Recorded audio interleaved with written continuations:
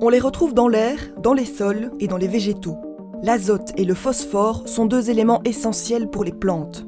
Ils sont présents naturellement dans l'environnement, mais l'être humain en produit aussi dans ses eaux usées, à travers son industrie, et aujourd'hui, surtout, dans l'agriculture, avec les engrais industriels ou sous forme de fumier. Ils ont révolutionné le monde agricole car ils permettent d'augmenter la fertilité des sols et donc la production. Mais aujourd'hui, l'azote et le phosphore se retrouvent dans des quantités beaucoup trop importantes dans l'environnement et ce qui a été une révolution est devenu un problème mondial. L'azote est un élément présent dans l'air que les plantes sont capables d'absorber naturellement. Le phosphore, de son côté, est présent dans toute la chaîne alimentaire, des humains aux végétaux, en passant par les animaux. Les deux suivent normalement un cycle naturel, mais les activités humaines, et en particulier l'agriculture, ont largement augmenté la quantité d'azote et de phosphore dans la nature. Et cela pose problème, car l'environnement n'est pas capable d'en absorber des quantités aussi importantes. Les scientifiques ont déterminé une quantité limite d'azote et de phosphore que les activités humaines peuvent produire et que l'environnement peut absorber. Cela représente environ 62 millions de tonnes d'azote par an et 11 millions de tonnes de phosphore. En 2015, les activités humaines ont généré environ 150 millions de tonnes d'azote et 22 millions de tonnes de phosphore, bien au-delà de la limite fixée. Les cours d'eau et les océans sont les premiers touchés par cette surdose. L'excès d'azote et de phosphore dans le cycle naturel provoque ce qu'on appelle l'eutrophisation. L'eutrophisation, c'est l'enrichissement d'un système aquatique en sels minéraux, azote et phosphore, au point que dans cet environnement aquatique, les microalgues croissent excessivement, ce qui occasionne différents types de problèmes. L'eutrophisation peut provoquer l'apparition d'algues et de mousses toxiques dans les cours d'eau et sur les littoraux. Mais l'un des plus gros problèmes, c'est la disparition de l'oxygène dans l'eau. Quand elles meurent, les algues qui ont poussé grâce à l'azote et au phosphore absorbent l'oxygène en se décomposant. Des écosystèmes entiers sont alors réduits à des zones mortes. Ça se passe tellement vite qu'en quelques jours, il peut n'y avoir plus d'oxygène dans l'eau sur des étendues allant de dizaines de kilomètres carrés à centaines de kilomètres carrés. Et là, poissons, crustacés, coquillages, tout meurt.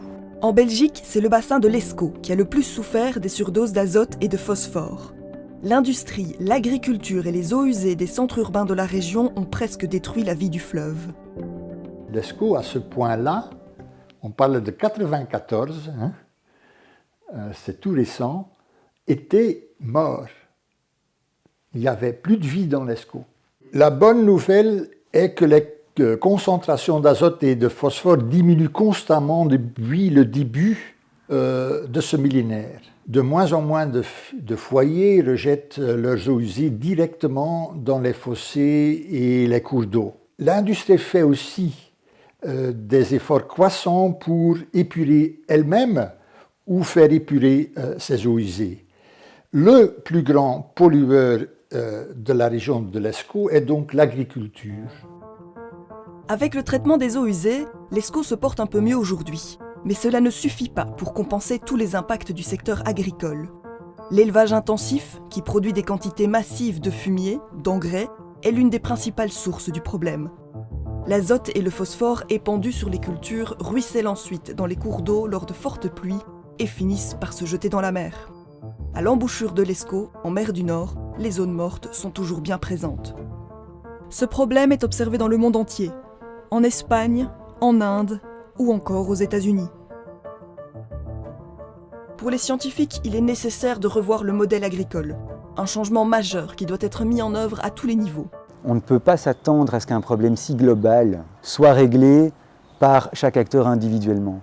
Parce qu'il y a des fermiers, par exemple dans le bassin versant du Rhin, qui ne se doutent pas que leur utilisation d'engrais va causer une eutrophisation sur les côtes hollandaises et jusque sur les côtes de la baie allemande. C'est tellement grand, c'est tellement vaste que bien entendu, il faut des réponses collectives. Le dernier kilomètre est le plus difficile et le plus coûteux à mettre en œuvre.